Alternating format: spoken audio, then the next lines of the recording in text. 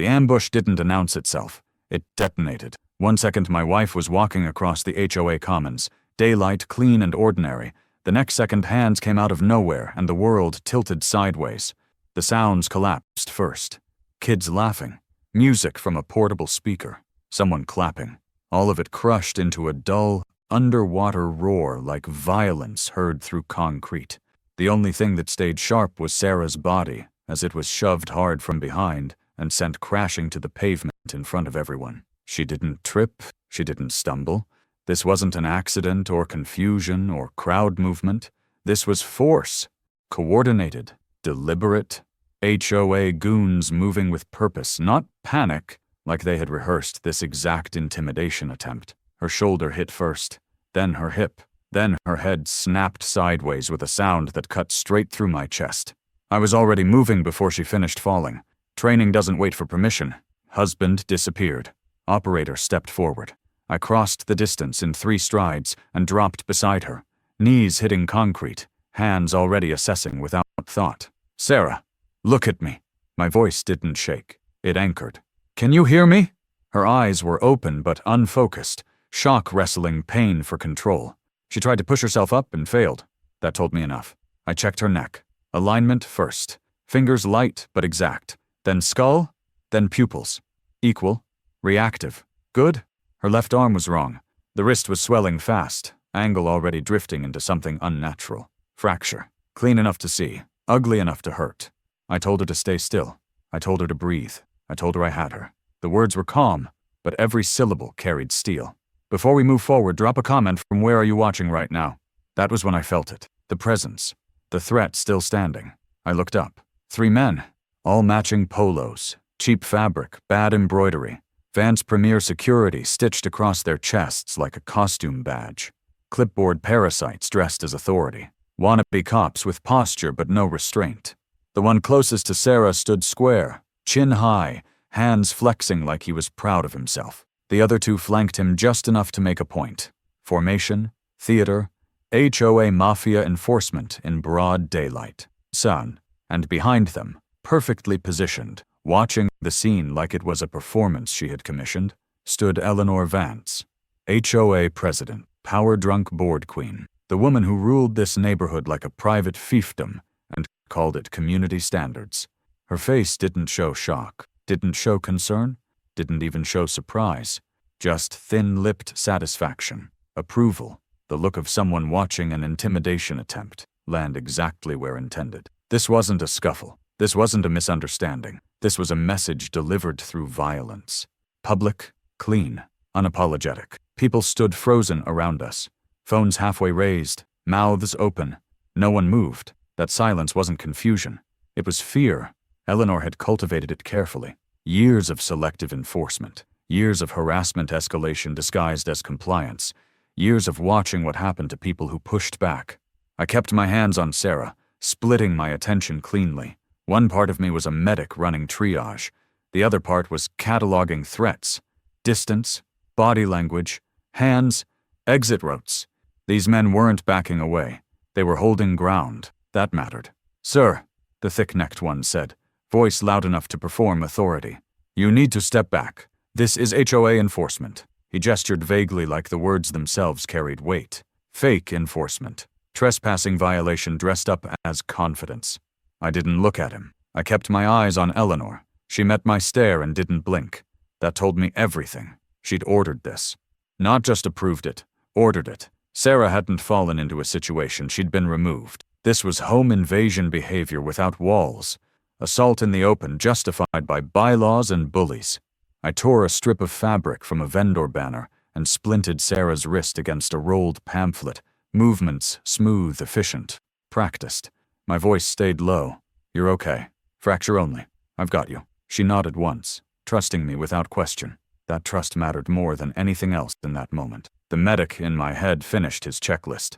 Stable airway, no spinal compromise. Wrist immobilized. Shock controlled. Evacuation needed. But rescue doesn't happen while the threat is still active.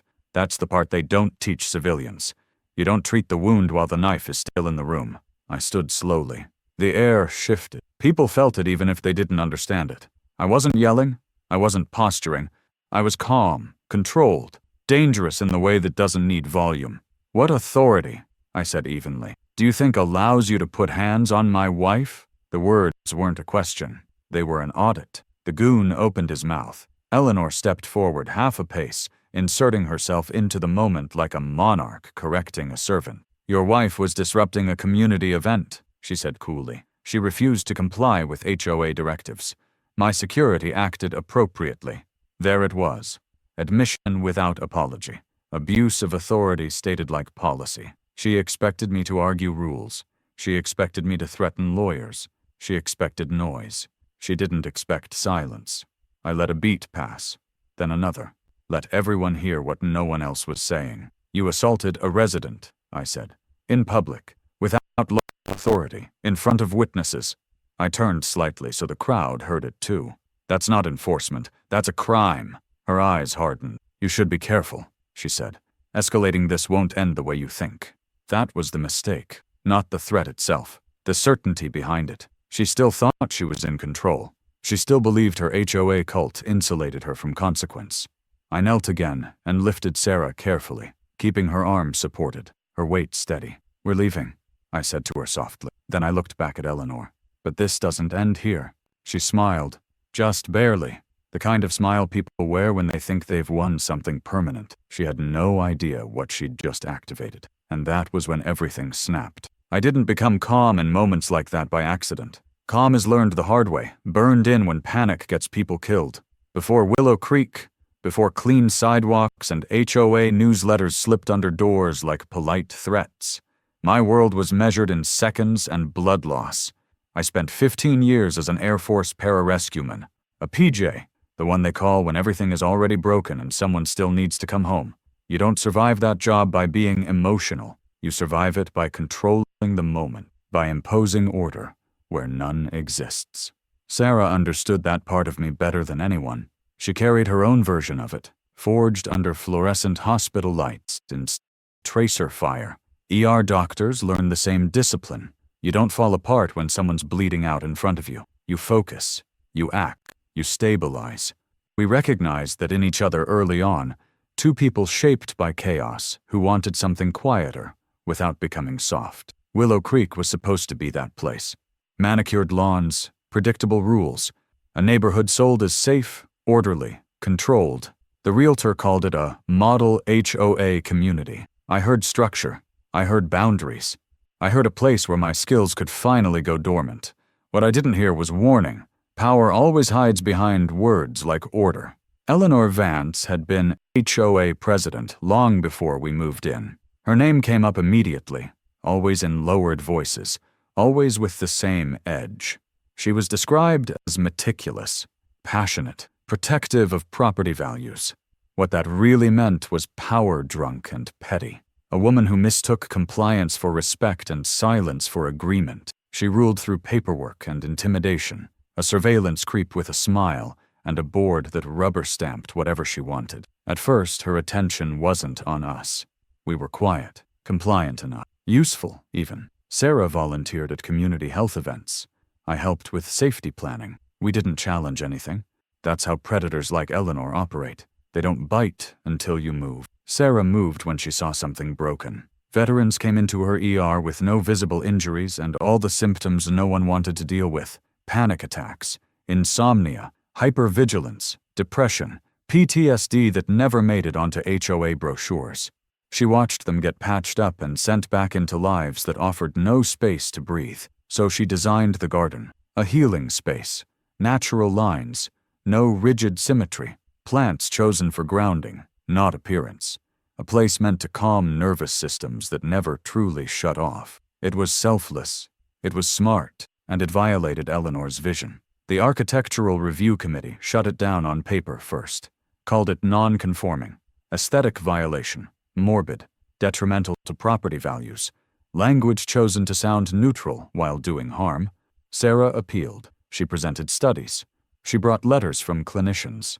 She spoke calmly and clearly. Eleanor listened without listening and denied it again. That was when the harassment escalation began. Violation notices appeared daily. Unauthorized landscaping, soil disruption, failure to maintain aesthetic conformity, Fines stacked fast. Thousands of dollars for daring to plant something that didn't match Eleanor's sterile ideal. When Sarah kept building anyway, someone poured industrial salt into the soil overnight. No cameras caught it. No witnesses came forward. The message was clear, without fingerprints. Stop, or we'll destroy it. Sarah didn't stop. She spoke at HOA meetings. She asked the community for support. She refused to be intimidated quietly. That made her a target. The ambush at the fair wasn't spontaneous. It was the culmination, a public punishment designed to remind everyone who held power. Drag the dissenter down in front of witnesses and fear does the rest. Eleanor understood optics. She understood theater. She just didn't understand me. Because restraint isn't weakness. It's stored force. And once it's required, it doesn't negotiate. As I walked Sarah to the ambulance that day, sirens cutting through the stunned silence, I already knew this wasn't going to be handled with apologies or mediation. Eleanor hadn't crossed a social line. She'd crossed an operational one. She'd authorized violence under fake authority. She'd escalated from harassment to assault. And that meant the rules had changed. The version of me that had been dormant didn't wake up angry. It woke up focused, the same way it always had. Map the threat. Identify the structure. Remove the capability. Leave nothing that could regenerate. Eleanor thought she'd shown strength. What she'd actually done was reveal her entire position. And I was already moving. Power doesn't announce itself with sirens. It seeps. It embeds. It hides behind process and procedure until people forget it can be questioned at all. Eleanor Vance didn't need to threaten most residents directly because the structure she built did it for her. The HOA wasn't a community organization. It was a control system, a cult with bylaws, a mafia with letterhead, a surveillance creep masquerading as civic order. Once I started pulling threads, the pattern was obvious. The board wasn't independent, it was compliant. Meetings weren't deliberations. They were performances staged to ratify Eleanor's decisions after the fact. Committees existed to diffuse responsibility. Architectural review, compliance, safety. Names chosen to sound neutral while they carried out intimidation attempts that always landed on the same targets. New families, quiet retirees, anyone without the appetite for a prolonged fight. The authority beat was buried in the documents. Bylaws written broadly enough to justify anything and specific enough to punish anyone. Vague language about community harmony weaponized into selective enforcement. No clear escalation path. No independent review. Appeals routed back to the same people who issued the violations. Due process as a loop that never led anywhere. That wasn't incompetence. That was design. Villain behavior upgraded as soon as someone resisted. It always followed the same arc. First came the warnings, then the fines, then the inspections, flashlights through windows at night, courtesy checks that felt like stalking. Neighbors approached with forced smiles and questions that weren't questions. The backyard stalker energy was deliberate, meant to remind people they were being watched even when nothing was officially happening. I talked to residents quietly, not to rally them, to listen. The stories lined up too neatly to dismiss. A family cited weekly for mailbox placement until they moved. An elderly couple fined into silence over garden decor. A single mother threatened with liens for chalk drawings on a sidewalk. Each incident framed as a one-off. Together they formed a campaign. Compliance through exhaustion. Fear through unpredictability. The goons were the final layer. Vance Premier Security wasn't brought in to protect. They were there to intimidate, to stand close, to block paths, to put hands where words stopped working. Fake enforcement with real aggression. The board called them contractors. Eleanor called them security. Residents called them trouble. No one called them lawful. That mattered, because HOA authority has limits. It always has. It can issue notices. It can levy fines. It cannot touch bodies. It cannot detain. It cannot remove. Crossing that line isn't enforcement. It's assault. And Eleanor crossed it deliberately, in daylight, with witnesses. The emotional escalation shifted from anger to clarity. This wasn't about my wife alone. It never had been.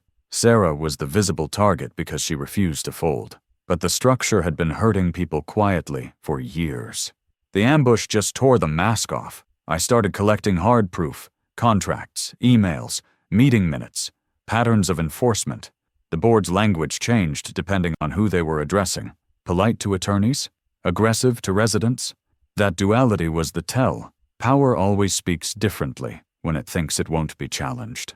Then, I found the connection that collapsed the whole thing into something simpler and uglier. The security contract. Vance Premier Security wasn't just hired by the HOA. It was controlled by Eleanor's family. Her nephew, a man with no credentials and a history of violent behavior, nepotism dressed up as community safety, plausible deniability built on blood ties.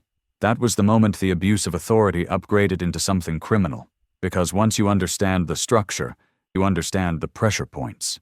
The HOA cult relied on silence, on residents believing resistance was isolated and futile, on goons believing their polos protected them, on Eleanor believing her position insulated her from consequence. They were wrong on all counts. The cliffhanger wasn't what I was going to do next.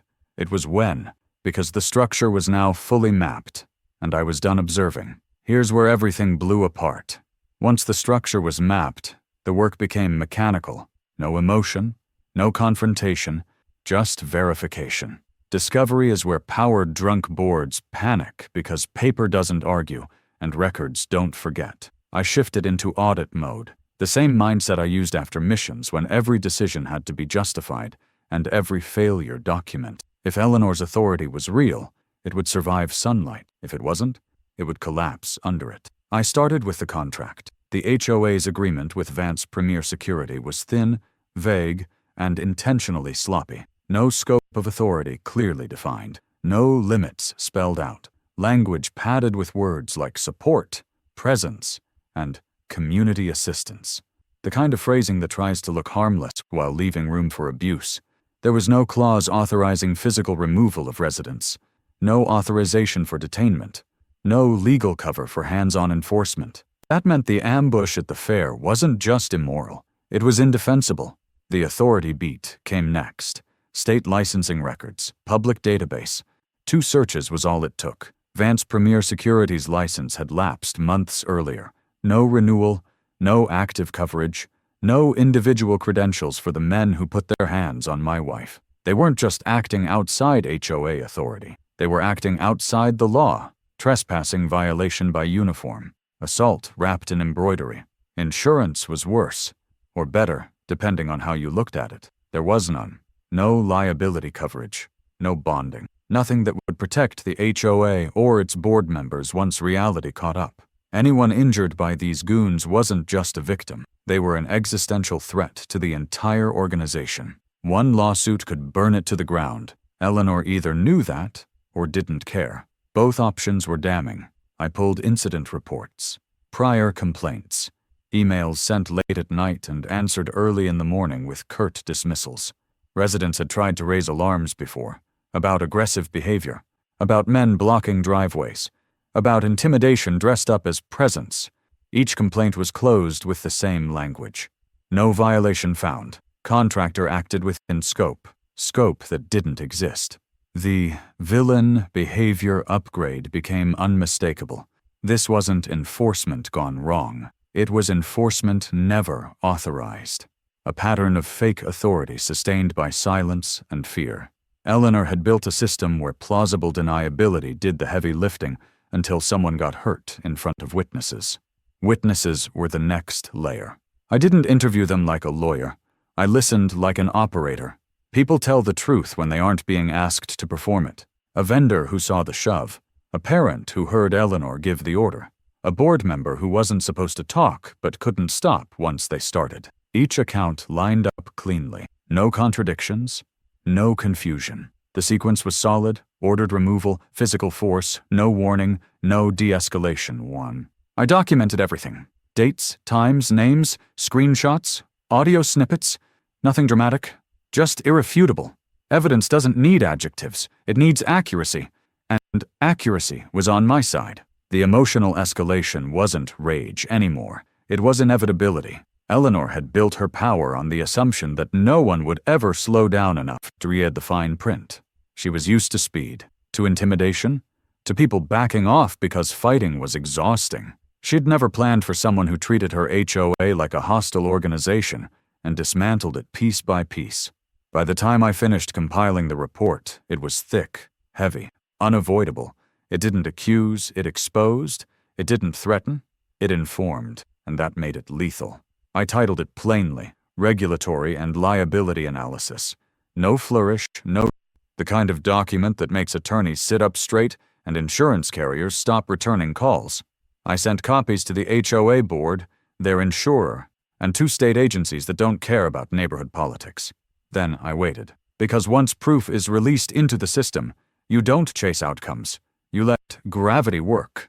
And Eleanor had built her kingdom in midair. The fall was already in motion. The HOA meeting was scheduled for a Tuesday night, exactly the kind of controlled environment Eleanor Vance thrived in. Fluorescent lights, folded chairs, a sign-in sheet that doubled as a surveillance tool. She liked rooms where she could see everyone at once and decide who mattered. She didn't know she was about to lose that room permanently.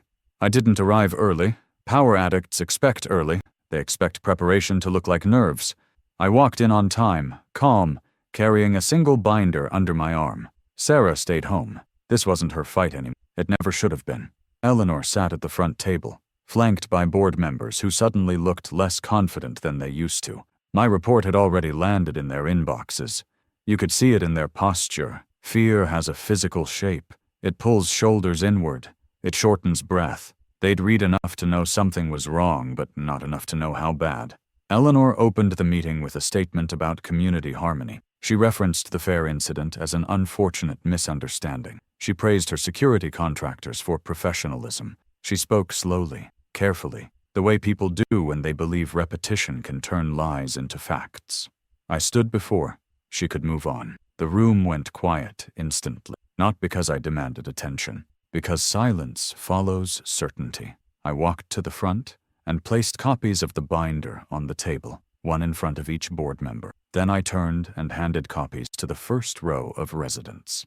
"Please pass these back," I said even. Paper rustled. Pages flipped. The first gasp came from the treasurer, the second from the vice president. They weren't reading opinions. They were reading exposure, expired licenses, no insurance. Unauthorized use of force.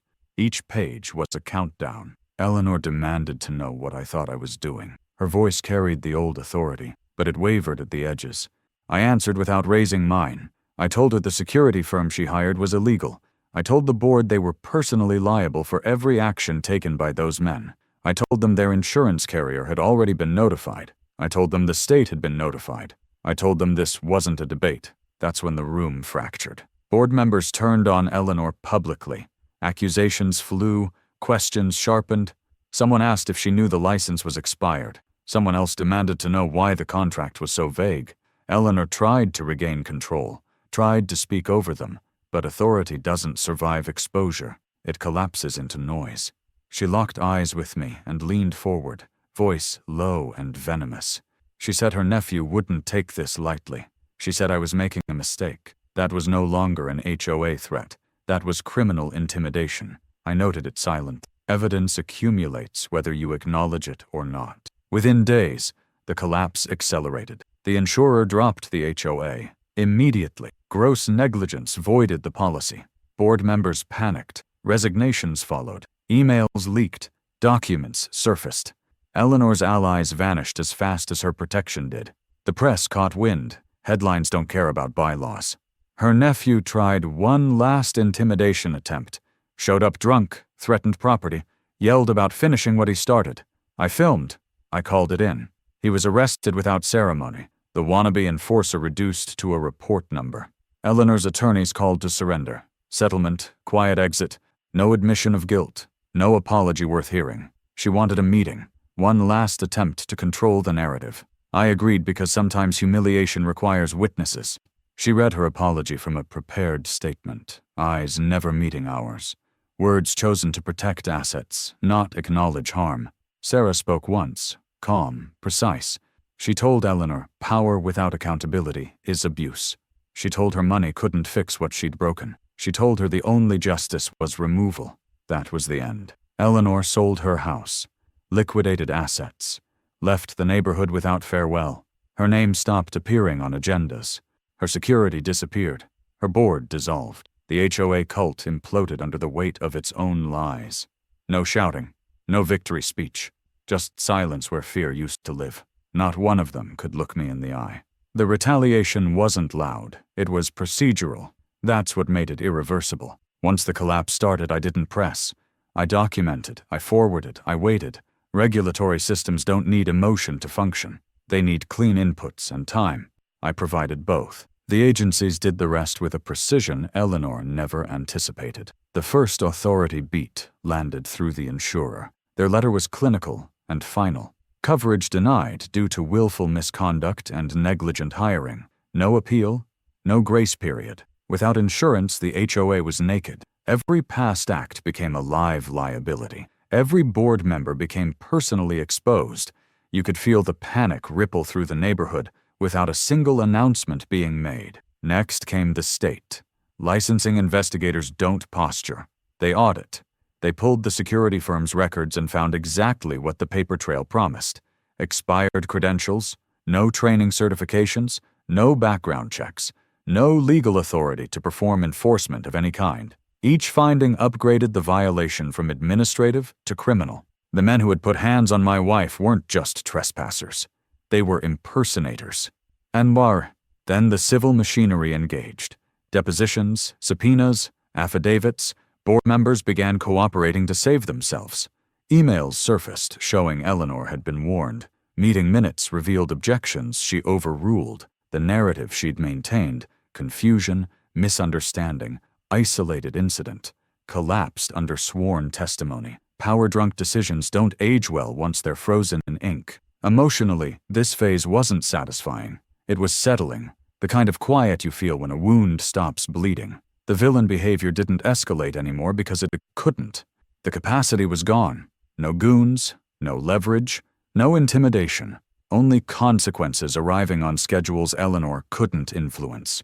She attempted one final maneuver through counsel, proposing mediation framed as reconciliation. It was declined. This wasn't a misunderstanding to be resolved. It was abuse of authority to be corrected. The distinction mattered. Mediation implies parity. There was none left. The neighborhood adjusted faster than expected. People stopped asking permission for normal life. Curtains opened.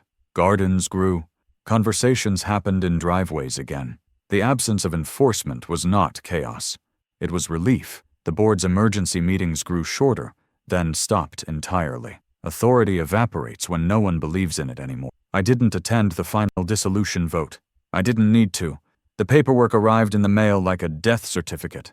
The old HOA structure was terminated. An interim committee would manage basic maintenance while a new charter was drafted with explicit limits and independent oversight. Words Eleanor never tolerated, limits and oversight, were now mandatory. The retaliation ended not with punishment, but with prevention. The system that enabled the ambush could not reconstitute itself. That was the goal from the beginning. Not revenge, removal. You don't heal a community by trading bullies. You heal it by eliminating the mechanism that empowers them. And when the mechanism is gone, the threat goes with it. That's when the silence stopped being tense and started being permanent. And that's when I knew there was nothing left for them to do. The quiet didn't arrive all at once. It settled in layers, replacing habits people didn't realize had been shaped by fear. No more patrol cars idling too long at corners. No more strangers in matching shirts circling like they owned the place. No more violation notices taped to doors like warnings. The absence was unmistakable. The neighborhood breathed again. Sarah healed without being watched. Her wrist mended. The bruises faded. What didn't linger was dread. She walked the commons without glancing over her shoulder. She spoke without measuring her words. Patients noticed it first, then neighbors. Relief has a posture, and hers had changed. When the garden reopened, quietly, without ceremony, it wasn't a symbol of victory. It was proof that intimidation had lost its teeth. The new committee didn't posture. They posted limits, clear authority, transparent processes, independent review. Words Eleanor used to avoid were now printed in bold. Maintenance happened without menace. Disputes resolved without threats. The HOA stopped acting like a cult and started behaving like a service.